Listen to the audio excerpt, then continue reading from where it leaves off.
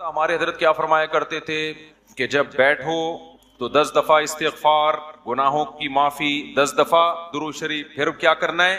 یہ بہت اہم اس میں سبق ہے، اس لیے میں یہ بتا رہا ہوں کہ کیا یہ ہمیں نصیحت کرتے تھے. پھر کیا کرنا ہے؟ یہ مراقبہ کرنا ہے کہ جب تک کسی باغیچے سے جھاڑیوں کو صاف نہ کیا جائے، پھول بوٹے اس میں پیدا نہیں ہوتے، تو جب تک دل میں دنیا کے جو گٹر اور دنیا کے محبت کے جو گٹر ابل رہے، اس کو گٹر ہی کہا کرو. دنیا مردار کی محبت کی کیا یہ گٹر ہے. دنیا مردار کی محبت کے گٹر یہ جب تک بند نہیں ہوں گے، اللہ کی محبت کے چشمے نہیں پھوٹیں گے. ایک ہی سوراخ سے گٹر کا پانی بھی نکل رہا ہو اور چشمہ بھی نکل رہا ہو، کبھی دیکھا آپ نے؟ بولو نا کیا ہو گیا بھائی؟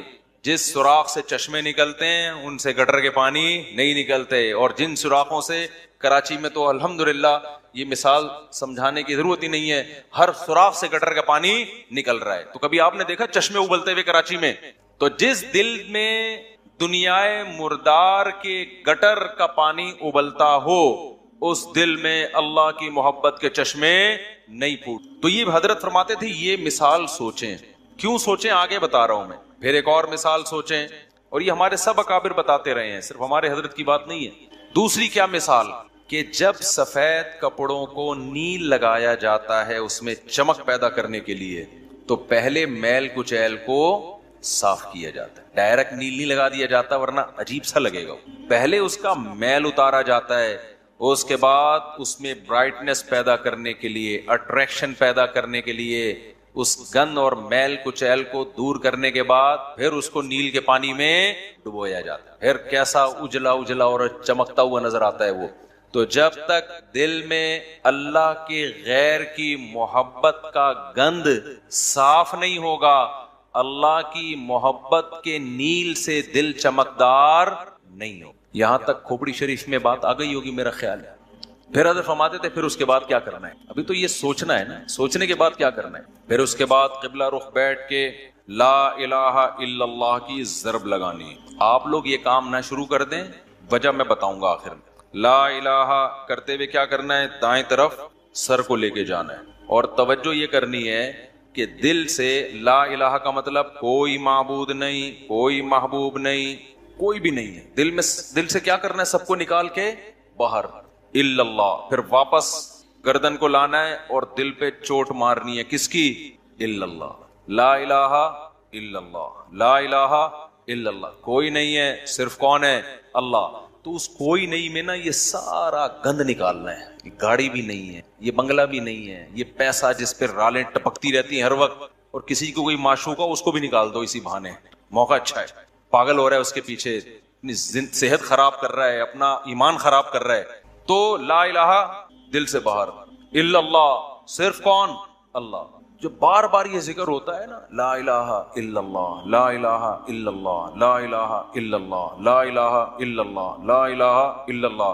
آہستہ آہستہ ذہن بننا شروع کہ میرا معبود اور میرا محبوب کون ہے؟ الا اللہ، بس اللہ ہے. اس پہ میرا خیال ہے کسی کو علمی لحاظ سے اشکال ہو سکتا ہے، بھائی اس حدیث، اس ذکر کا اور اس اسٹائل کا قرآن و سنت میں کوئی ثبوت؟ اس ذکر کا تو ہے لا الہ الا اللہ کا، اس اسٹائل کا تو کوئی ثبوت نہیں ہے. تو خوب سمجھ لیں کہ بطور علاج جب کوئی چیز کی جاتی ہے نا، اس کو تصوف میں شغل کہا جاتا ہے. ایک ہوتا ہے ذکر، ایک ہوتا ہے شغل.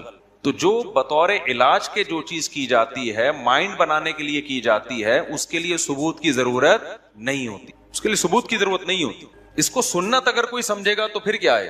پھر یہ بدعت عمل ہے. بھائی قرآن و سنت سے اس انداز کا کوئی ثبوت نہیں ہے، لیکن ایک چیز تجربے سے ثابت ہو جائے کہ اس کا فائدہ ہو رہا ہے، اور فائدہ ہو کہ وہ چیز حاصل ہو رہی ہے جو اللہ چاہتا ہے، تو پھر اس کے لیے ثبوت کی ضرورت نہیں ہے. ہاں اگر یہ اجتماعی سطح پہ لوگوں کو بلا بلا کے یہ سیٹ اپ شروع ہو جائے نا، تو پھر یہ بدعت کا ذریعہ ہونے کی وجہ سے کیا ہوگا؟ پھر ناجائز ہو. تو آپ یہ کام نہ کریں، کوئی بدعت نہ بن جائے نہیں. لیکن ایک کام آپ لازمی کریں، جو میں نے اتنا لمبا چوڑا آپ کو یہ پورا طریقہ بتایا نا، آپ یہ نہ کریں یوں گردنیں، بعض لوگوں کے فرما بھی ٹیڑھا ہو جاتا ہے اس سے، یوں کرنے کے بعد پھر اٹھ ہی نہیں پا رہے نا، وہ ایسے ہی ہو گئی. تو یہ کام نہ کریں، بدعت کا کوئی ذریعہ نہ بن جائے. جب تک کسی شیخ سے باقاعدہ اصلاحی تعلق نہ ہو اور اس کی ہدایات اور رہنمائی نہ ہو، خود سے یہ کام نہ کریں. ایسی چیزوں سے بدعتیں پھر پھیلتی ہیں سوسائٹی میں. تو آپ نے کیا کرنا ہے؟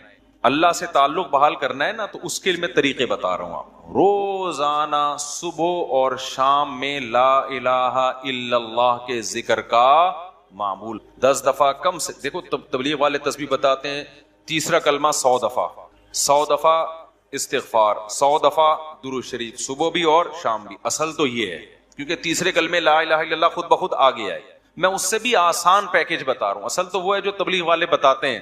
میں کیا بتا رہا ہوں اس سے بھی کہ یار وہ نہیں ہوتا تو لا الہ الا اللہ بیچ میں سے نکال لو نا، اسی کا وظیفہ پڑھ لو، اسی کو پابندی سے پڑھ لو. تو جتنے یہاں مرد اور خواتین آج بیان سننے کے لیے آئے ہیں، آج سے عزم کریں کہ ہم نے روزانہ کم سے کم 100 مرتبہ صبح اور 100 مرتبہ شام لا الہ الا اللہ کا ورد کرنا ہے. اچھا، ذکر میں اصل یہ ہے کہ آہستہ آواز سے کیا جائے. جہرن ذکر کو شریعت نے پسند نہیں کیا، لیکن اگر دل لگانے کے لیے معنی اور مفہوم کو کا تصور دماغ میں بٹھانے کے لیے کوئی ہلکی آواز سے جہر کر لیتا ہے، ہلکی آواز سے، بہت شور شرابہ نہ ہو، تو اس میں بھی کوئی حرج نہیں ہے. تو آپ نے کیا کرنا ہے، یہ 2 مثالیں صبح سوچنی ہے. صبح کے وقت کر لیں اور شام کے وقت کر لیں. بیٹھیں قبلہ رخ ہو کے 10 دفعہ استغفار اپنے گناہوں کو یاد کر کے، 10 دفعہ درود شریف پڑھ لیا. اس کے بعد ہلکی آواز میں لا الہ، مزے لے کے ذکر کرنا ہے. ٹرخانا نہیں ہے. 100 دفعہ نہیں ہو رہا نا، 50 دفعہ کر لو. وہ کام جو تھوڑا ہو پابندی کے ساتھ ہو، اللہ کو زیادہ محبوب ہے اس کام سے جو بہت زیادہ ہو لیکن اس کی پابندی نہ ہو. تو کیا کرنا ہے، ہلکی آواز سے لا الہ الا اللہ، لا الہ الا اللہ. اور تصور کوئی نہیں ہے. لا الہ کا مطلب اللہ قرآن میں کہتے ہیں افرأیت من اتخذ الہہ ہواہ، تم نے ایسے لوگ دیکھے جن کا معبود ان کی خواہشات ہیں، خواہشات کو اپنا خدا بنایا ہوا ہے. تو لا الہ میں آپ نے کیا تصور، میری خواہشات میرا خدا. جس کے دل میں بھی، وہ ہر آدمی کو پتا ہے مجھے کس سے زیادہ عشق چڑھا ہوا ہے آج، گاڑی سے زیادہ ہے، بنگلے سے زیادہ ہے، بحریہ ٹاؤن سے زیادہ ہے. یہ کس سے ہے جو گھسا ہوا ہے نا دل کے اندر. کسی کو کسی چیز سے ہوتا ہے، کسی کوئی، یہ جو عاشق ہوتے ہیں نا جن کو حرام عشق ہو جاتے ہیں، ان کو کہا جاتا ہے اس محبوبہ کا تصور کر کے دماغ سے نکالو جو حرام عشق ہے. سمجھتے ہو کہ نہیں سمجھتے؟ تو آج سے یہ وعدہ کرتے ہیں کہ نہیں کرتے؟ 10 دفعہ استغفار، 10 دفعہ درود شریف. پھر یہ مثال بھی سوچنی ہے کہ جب تک جھاڑیاں صاف نہ کی جائیں، پھول بوٹے اس کھیتی میں پیدا نہیں ہوتے. تو میں نے بھی جب تک یہ گند اپنے دل سے نہیں نکالوں گا نا، اس وقت اللہ کی محبت کے چشمے نہیں پھوٹیں گے. اسی نیت سے کہتا ہوں لا الہ کوئی نہیں ہے الا اللہ. صرف کون ہے؟ خدا کی قسم لا الہ الا اللہ اگر آپ نے چند مہینے کر لیا، اتنا فائدہ ہوگا کہ آپ کی زندگی تبدیل ہو جائے گی. اور جتنے نفسیاتی ڈاکٹر جو آپ کو مختلف قسم کی ڈپریشنوں کے علاج بتا رہے ہیں نا، سارے فیل ہیں اس کے سامنے. لیکن شیطان کرنے نہیں دیتا کام. 2 دن کریں گے صوفی بن کے بیٹھ جائیں گے، اس کے بعد اب یہ تو ایسی کچھ فائدہ تو ہو نہیں رہا. چھوڑو یار، اللہ کا نام لینے کی توفیق تو مل رہی ہے نا، فائدے کو مت دیکھو. یہ نہیں دیکھنا کہ فائدہ ہو رہا ہے کہ نہیں، بس نام بھی اللہ کا لینے کی توفیق مل گئی تو یہ فائدہ بھی بہت ہے، لیکن ہوگا فائدہ انشاءاللہ. ایک کام یہ کرنا ہے پوری زندگی پابندی کے ساتھ. اور اگر کسی سے بیٹھا نہیں جاتا، بعض لوگ ایسے ہیں کہ ان کے اسپرنگ لگے ہوئے ہیں، وہ ایک جگہ بیٹھ ہی نہیں سکتے. جہاں بیٹھیں گے اسپرنگ ان کو اٹھا کے دوسری جگہ لے جائے گا، وہاں بیٹھیں گے اسپرنگ اٹھا کے ان کو تیسری جگہ لے جائے گا، وہ بیٹھ ہی نہیں سکتے. تو چلتے پھرتے کر لو یار. جس طرح آپ کا دل لگ رہا ہے، آپ کا دماغ معنی اور مفہوم کی طرف جا رہا ہے، اس طرح کر لو. سمجھتے ہو کہ نہیں سمجھتے؟ نہیں بیٹھا جا رہا، چلتے ہوئے کر لو، ڈرائیونگ کے دوران کر لو، لیکن ترجمہ اور مفہوم سوچ کے یہ ذکر کرنا ہے. سمجھتے ہو؟ دوسرا کام، اللہ سے تعلق بحال کرنے کے لیے روزانہ ایک ٹائم دعا مانگنے کا معمول بناؤ. اللہ سے گڑ گڑا کے دعا مانگا کرو، دل لگے یا نہ لگے. باتیں کرنا سیکھو. لوگ کہتے ہیں ہمارے پاس الفاظ ہی نہیں ہوتے دعا کے. آ جائیں گے آہستہ آہستہ، جب کرتے رہو گے نا الفاظ بھی اللہ سکھا دے گا. آدم علیہ السلام نے جب توبہ کی ہے، قرآن سے پتہ چلتا ہے ان کے پاس الفاظ نہیں تھے کہ اللہ سے کیسے توبہ کروں. میں پریشان تھے، توبہ کے الفاظ نہیں تھے. قرآن کہتا ہے فَتَلَقَّى آدَمُ مِن رَبِّهِ، رب نے آدم کو سکھائے الفاظ کہ یہ الفاظ سے دعا مانگو. تو جب آپ اللہ کے سامنے گڑ گڑاؤ گے تو انشاءاللہ اللہ آپ کو الفاظ بھی سکھاتا رہے گا. دعا ہی میں ایک اور کام کرو. ایک کتاب آتی ہے مناجات مقبولہ. کیا نام ہے کتاب کا؟ مولانا اشرف علی تھانوی رحمہ اللہ تعالی نے قرآن اور سنت میں صحیح احادیث میں جتنی دعائیں ہیں ان تمام دعاؤں کو ایک چھوٹے سے کتابچے میں جمع کر لیے. یہاں تک بات کلیئر ہو گئی؟ پھر کیا کیا ہے؟ اب ساری دعائیں روزانہ مانگنا تو بڑا مشکل ہے، تو بہت ساری دعائیں ہیں، تو انہوں نے ان ساری دعاؤں کو 7 حصوں میں ہفتے کے 7 دنوں میں ڈیوائڈ کر دیا ہے. اس سے وہ پڑھنا کیا ہو گئی ہیں؟ آسان.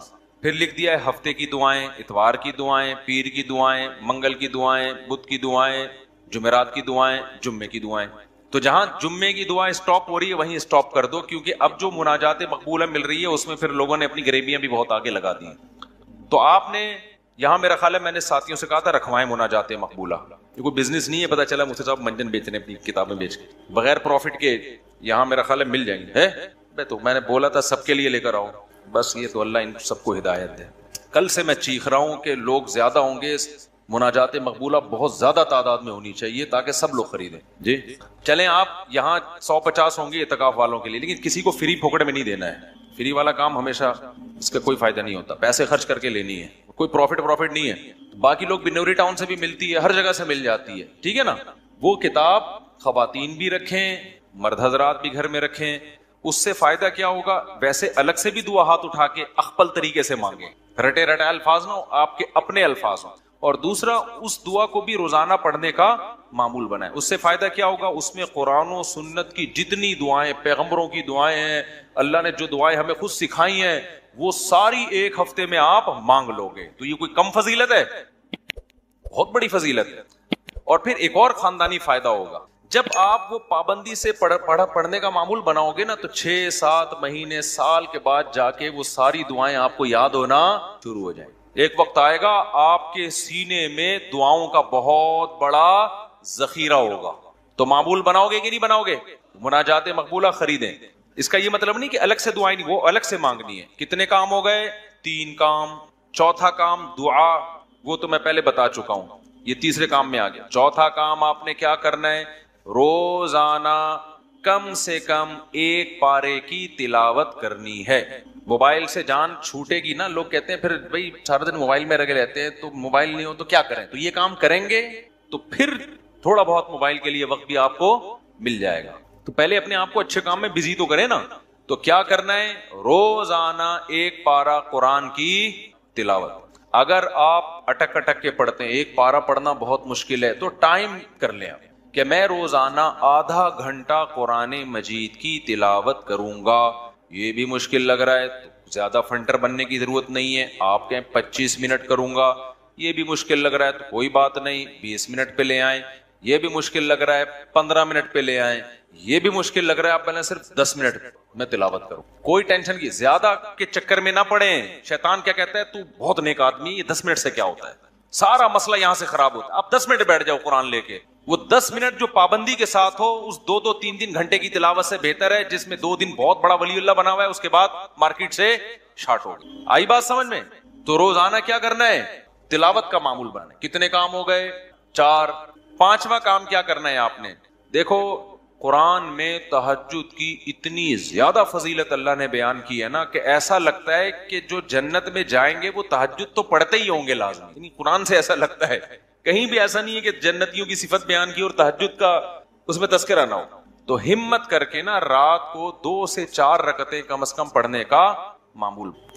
اور اس 4 اور جو دعا کرو گے نا وہ اسی 4 رکعتوں کے بعد، وہ جو ایک معمول میں نے بتایا نا دعا کا، کیونکہ سب سے زیادہ قبولیت کا وقت کون سا ہے؟ رات کا آخری. تو ہماری خواتین کو بھی ان چیزوں کا اہتمام کرنا چاہیے اور ہمارے مردوں کو بھی. آپ دیکھنا انشاءاللہ زندگی میں آہستہ آہستہ زبردست تبدیلی آنا شروع ہوگی، سکون آنا شروع ہوگا گھروں میں، اطمینان. ایک دم سے نہیں ہو جاتا سب کچھ، تھوڑا سا اللہ سے کنیکشن بحال ہونا شروع ہوگا. اور یہ تو ہے، یعنی یہ فرائض واجبات کے بعد کی بات کر رہا ہوں. اور دوسرا جو اللہ کے مخلوق کے حقوق ہیں، ان میں سب سے بڑا حق یہ ہے کہ مخلوق پہ پیسہ خرچ کی. انگریزوں والے اخلاق سے کچھ بھی حاصل نہیں ہوتا. لوگ تعریفیں کر دیتے ہیں بہت اچھے. گورا کیا کرتا ہے؟ مسکراتا بہت ہے، وہ کبھی غصہ نہیں آئے گا اس کے. اچھی بات ہے، یہ کوئی بری چیز نہیں ہے.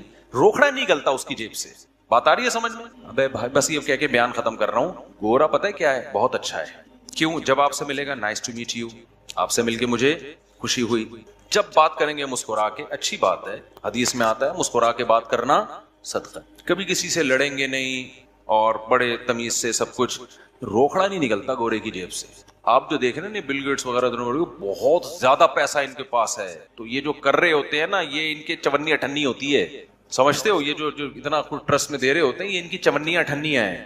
تو اٹھنی نئی جنریشن کو تو اٹھنی کا مطلب ہی نہیں پتا کیا ہوتی ہے. نئی جنریشن جو ہے نا کچھ دنوں میں کہے گی کہ ہمارے ابا نا, ابے تو غریب آدمی, صرف 5,000 کا نوٹ تجھے جیب خرچی میں ملتا ہے, تجھے شرم نہیں آتی؟ یہ 5,000 کی یہ ویلیو ہونے والی ہے تھوڑے دنوں میں. تو خیر اللہ تعالیٰ نے ہمیں حکم دیا ہے وفی اموالہم حق للسائل والمحروم, ان کے مالوں میں جو ضرورت مند لوگ ہیں ان کا حق ہے. ایسے صدقات و خیرات کیا کرو جیسے گورا ٹائم پہ ٹیکس دیتا ہے, ان کے یہاں ٹیکس کی بڑی ویلیو ہے, اچھا شہری ہے, ٹیکس میں ڈنڈی نہیں مارتا. ہم ٹیکس بھی دیں گے لیکن ہم اپنے رشتہ داروں پہ, غریبوں پہ, ضرورت مندوں پہ ایسے تجوریوں کا منہ کھولیں گے کہ گویا یہ اللہ کی طرف سے ہم پہ ٹیکس ہے. کنجوسی ختم کرو معاشرے میں, زکات دیتے ہوئے جان نکل رہی ہے, حالانکہ کتنی تھوڑی سی زکات ہے یار, کتنی تھوڑی سی زکات. بیٹیوں کے نام ہو رہا ہے زیور تاکہ زکات نہ دینی پڑے, خوشی خوشی دو یار, سال میں ایک دفعہ ایک اسلام کا رکن ادا کرنے کا موقع مل رہا ہے, اس سے بڑھا کے دیا کرو. 2.5% ہے, ہم 5% دیں گے جی, غریبی اللہ بھی تو ہمیں ضرورت سے زیادہ دے رہا ہے کہ نہیں دے رہا؟ جتنا اللہ کے ذمے ہمارا رزق ہے وہ تو 2 روٹی ہے, صبح اور ایک شام, اور بالکل فٹ فاٹ رہتا ہے, لیکن اللہ پراٹھے بھی کھلا رہا ہے. اللہ ہم تختوں پہ بھی سو سکتے ہیں, لیکن اللہ نے سونے کے لیے ہمیں کیا دیے ہوئے ہیں؟ گدے دیے ہوئے ہیں. ہر چیز ہمیں اللہ نے, ایک جوڑا ہمارا گزارے کے لیے کافی ہے جو سطر کو ڈھانپ لے, لیکن پیٹیاں کھولو پوٹلوں کے پوٹلے نکل کے گریں گے نیچے. تو میرے بھائی اللہ کیا ہمیں ترسا ترسا کے دیتا ہے؟ ہماری ضرورت سے کئی گنا زیادہ. تو جب اللہ ہم سے مانگتا ہے تو ہمیں بھی چاہیے اللہ کے لیے اپنے ہاتھ کو کھلا رکھیں. تو جتنے خواتین یہاں بیٹھی بیان سن رہی ہیں, جتنے مرد, ہر مہینے معمول بنائیں کچھ نہ کچھ اماؤنٹ پابندی سے صدقہ کریں گے, اور اپنے بچوں کو سکھائیں. یہ بچوں کو پتہ ہے آج کل کیا سکھایا جا رہا ہے؟ بیٹا پیسہ جو ہے نا, اس پہ کبھی کمپرومائز نہیں کرنا. ہر وقت ان کے سامنے دولت کی باتیں, پیسے کی باتیں, دولت کی باتیں, پیسے کی باتیں, بزنس کی باتیں. لہذا جس بچے کو جاب نہ ملے وہ کھمبے سے لٹک کے مرتا ہے. پھر بچے کو توکل کی باتیں کرو, بیٹا پیسہ ویسا کچھ نہیں ہوتا, ٹھیک ہے اللہ نے ہمیں بہت دیے لیکن یہ سب کچھ نہیں ہے, اصل عمل ہے. اصل کیا ہے؟ عمل ہے. قارون جب اپنے خزانوں کے ساتھ نکلا تو غریبوں نے کہا پیسہ ہی سب کچھ ہے. اہل علم نے کیا کہا؟ بھائی یہ کچھ بھی نہیں ہے, اصل عمل ہے. یہ اہل علم نے کہا نا, قرآن میں کئی بار بتا چکا. تو اپنے بچوں کو سکھاؤ بیٹا پیسے, کسی کی دولت دے کے رالے مت ٹپکانا. اصل کیا ہے؟ عمل ہے. صدقہ خیرات, یہ پیسے والا اگر صدقہ خیرات کرتا ہے تو بہت اچھا, نہیں کرتا تو بیٹا یہ پیسہ وبال جان ہے. تو بچپن سے ان کو عیدیاں دیا کرو, تو ان کو بولا کرو کہ کچھ صدقہ کرو اس میں سے. ہمارے حضرت تو فرمایا کرتے تھے جب فقیر کو پیسہ دینا ہو نا, بچے کے ہاتھ سے دلواؤ, تم دے کر آؤ جا کے, تاکہ اس کو پیسہ دینے کی عادت پڑے. اپنے بچوں کے سامنے اپنی بہنوں پہ خرچ کیا کرو, اپنے رشتہ داروں پہ خرچ کیا کرو, تاکہ ان کو بھی بڑے ہو کر عادت پڑے کہ ہم نے بھی کیا کرنا ہے, اپنے بہن بھائیوں پہ خرچ کرنا ہے. ابا مر رہا ہوتا ہے, وصیت کر رہا ہوتا ہے میری بیٹیوں کا خیال کرنا, اگلا بول رہا تھا تو نے کون سا اپنی بہنوں کا خیال کیا کبھی زندگی میں؟ دادا یہی حسرتیں لے کے دنیا, ان کی بہنوں کی تو وراثتیں کھا کے بیٹھا ہوا ہے ابا ہمارا, پھوپھیوں کی وراثتیں کھا کے, ہوتا ہے نا ابا نے سارا وہ اسی سے تو چل رہا ہے. تو بھائی دل بڑا کرو گے تو اللہ بھی کیا کرے گا, ہاتھ اپنے بڑے. اور دل کنجوس کرو گے نا, بچا بچا کے گلک لا کے دیے ہوئے بچوں کو کہ گلک میں, میرے اللہ کا بڑا فضل ہے, جب میں بچپن میں گلک رکھتا تھا نا تو مجھ سے 2-4 دن تک چلا ہی نہیں جاتا تھا. اس کے بعد لات مار کے توڑتا تھا, ابے جا کلفی کھا, آئس کریم کھا. یار ہم جاتے تھے ٹافیاں کھا رہے ہوتے تھے اور پتہ نہیں کون سی چھالیاں اور سوف, ہم سے ہوا ہی نہیں یہ کام, اللہ نے بچایا ہمیں اس لعنت سے. وہ گلک یار ایک ٹینشن ہے بھائی, مجھے کلفی کھانے کا بھی دل چل رہا ہے, دل چاہ رہا ہے, اور پیسے میں چمنی کس میں ڈال رہا ہوں, گلک میں. ٹینشن ہے یار, کھاؤ, کل کس نے دیکھی ہے. اسراف نہ کرواؤ کہ بھیک مانگ مانگ کے کھانا شروع کر دے لوگوں سے. لیکن بچوں کا دل کیا کرو, جب عیدیاں دیا کرو بیٹا بھائیوں کو بھی کھلانا, باہر دوستوں کو بھی کھلانے والا بن, کھانے والے دنیا میں بہت ہیں, پھوڑنے والے کیا ہیں, بہت ہیں, کھلانے والے کم ہیں. اللہ کی عادت کھانا ہے یا کھلانا ہے, تو اللہ کو پسند بھی کون ہے, کھلانے والے. اور خوب سمجھ لو, زیادہ سے زیادہ غریب ہو جاؤ گے نا, لوگ کہتے ہیں بھائی غریب نہ ہو جائیں, حدیث میں آتا ہے سب سے بہتر صدقہ وہ ہے تأمل الغنا وتخشى الفقر, جس صدقے میں تمہیں ڈر لگے کہ کل میں غریب نہ ہو جاؤں, اور صدقہ نہ کرنے میں امیدیں ہوں کہ مالدار ہو جاؤں گا.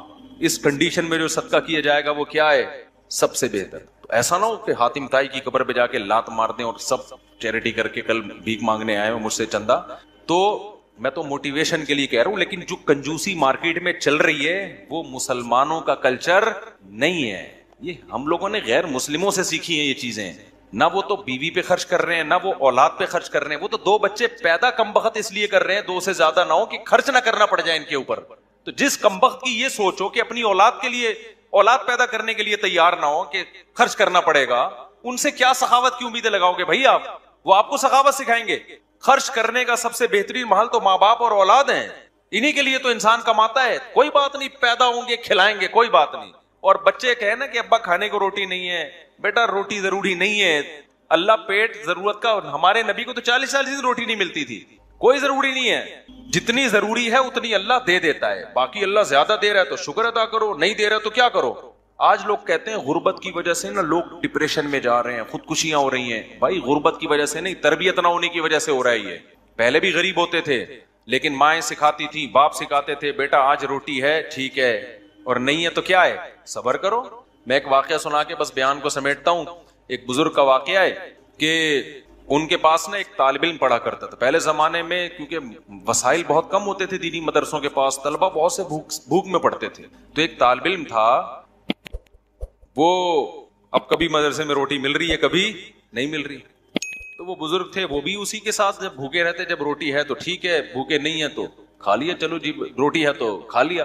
امام ابو یوسف جو امام ابو حنیفہ کے شاگرد ہیں نا، پتہ نہیں کتنے سال انہوں نے صرف دہی اور سوکھی روٹی پہ گزارا کیا، پھر جا کے علم حاصل کیا. اگر اس طرح کے ان کو تربیت دی جاتی کہ کامیاب وہ ہے جو پراٹھے پھوڑ رہا ہے اور یہ کھا رہا ہے، تو وہ تو ابو یوسف تھوڑی بنتے. پھر وہ قاضی القضاء، اسلامی دنیا کے جو سب سے پہلے مسلمان جج تھے نا، سب سے بڑی آبادی پہ، وہ امام ابو حنیفہ کے شاگرد ابو یوسف رحمۃ اللہ علیہ تھے. وہ پیڑے کھا کے نہیں بنے ہیں، وہ سوکھی روٹیاں کھا کے. مولانا طارق جمیل صاحب کی آج لوگ عیش و عشرت دیکھتے ہیں، کئی مہینے ابلے ہوئے چاولوں پہ گزارا کیا ہے. تو وہ جو بزرگ تھے نا، ان کے شاگرد نے کیا کہا، جب کھانا ہوتا نا تو وہ کھلا دیتے، جب کھانا نہیں ہوتا تو وہ بزرگ کہتے کہ بیٹا آج ہم اللہ کے مہمان ہیں، آج ہم کیا ہیں، آج اللہ کھلائے گا. مطلب ہے کہ کوئی کھانے کا انتظام اللہ کھلائے گا، کہ یہ مطلب ہوتا ہے کہ کوئی انتظام، بس اللہ تسلیاں دے گا، یعنی صبر کی توفیق. تو ویسے ہی ہوتا ہے. ایک دن وہ بیچارہ بیٹھا ہوا تو بزرگ اس نے پوچھا کہ کھانا ہے، انہوں نے کہا ہاں ہے. تو وہ طالب علم رونے لگا. یہ تربیت کی بات بتا رہا ہوں آپ کو،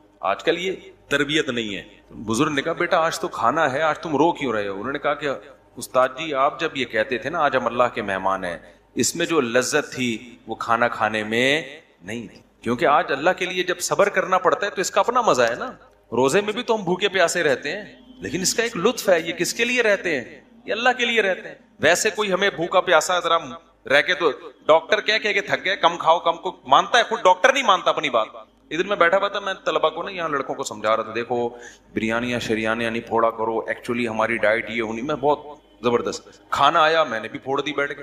مجھے خود یاد نہیں تھا کہ میں ابھی تھوڑی دیر پہلے نصیحتیں کیا کر رہا تھا، ابھی پرسوں کی بات ہے. تو یہ مجھے کہنے لگے آپ تو سمجھا رہے تھے یہ کھاؤ. میں نے کہا بھائی اس تقریر کو الگ رکھ، کھانے کے بعد دوبارہ ہم اس پہ ڈسکس، ابھی بھوک لگ رہی ہے پھوڑنے تھے. تو بھائی جو سمجھا رہا ہوتا ہے وہ بھی پھوڑتا ہے، ڈاکٹر خود پھوڑ رہے ہوتے ہیں. لیکن کیسے اللہ کے کہنے پر یار اللہ ہمیں توفیق دیتا ہے، پورا مہینہ کھانا پینا ایسا جام ہوتا ہے، ایک قطرہ حلق میں پانی کا نہیں اترتا. یہ خدا کے حکم کے بغیر ممکن نہیں ہے. تو اس کا اپنا ایک سکون ہے، ایک لذت ہے اس میں. ٹینشن تھوڑی اتنی انسان پال سکتا ہے، اس میں ایک خاص لذت ہے کہ کس کے لیے یہ اللہ کے لیے ہے. تو یہ جو میں نے آپ کو معمولات بتائے ہیں، کوشش کریں گے نا اس پر عمل کرنے کی. صدقہ بھی کرنا ہے، خیرات بھی کرنا ہے، اور خواتین نے بھی خیرات کرنا ہے. نبی صلی اللہ علیہ وسلم نے خواتین کو الگ سے حکم دیا کہ تم صدقات و خیرات کی کرو اور اس آگ سے بچو جس سے بچنے کا اللہ نے حکم دیا. اب خواتین کہیں گے ہم کہاں سے صدقہ خیرات کا معمول بنائیں؟ بھائی آپ صدقہ خیرات کا ایسے معمول بنائیں کہ اگر کوئی پاکٹ منی شوہر کی طرف سے ملتی ہے اس کو تھوڑا بچا لیا کریں کہ بھائی اتنا میرا ہے، باقی کیا کرنا ہے. یا اگر کوئی سورس آف انکم ہے اس میں سے کچھ خاص کر لیں.